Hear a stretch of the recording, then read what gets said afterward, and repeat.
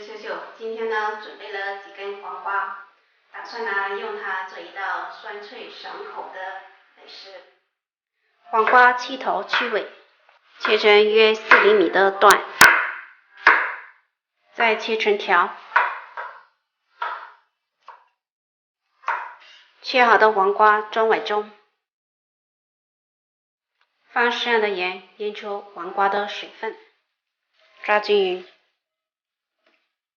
拌匀后腌制1小时左右。趁这个时间，我们炸点香油，放适量的油，开中小火，油温5成热，放入花椒、姜片、葱节跟香菜，小火将香料炸出香味，直至将香料炸至干枯就可以啦。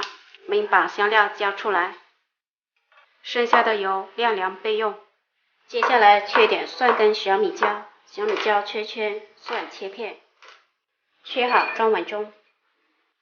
加上半小碗生抽、陈醋，生抽跟陈醋的比例为2:1，加适量的凉白开，1汤匙蚝油，1汤匙白糖，倒入刚才熬好的香油，调好的料汁放一旁备用。我们的黄瓜就已经腌出很多水分了，我们将黄瓜挤掉水分，放入装有凉白开的碗中清洗几遍。洗好的黄瓜再次挤掉水分，直接放入调好料汁的碗中拌匀。这做出来的黄瓜我一般用来下粥，所以呢会咸一点。如果大家当凉拌来吃的话，生抽可以少放一点。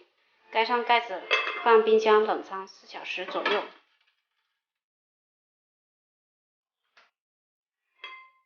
我们的酱黄瓜就已经做好了，这样做出来的黄瓜非常的香脆、酸辣爽口，非常的好吃。喜欢的朋友可以在家试一下。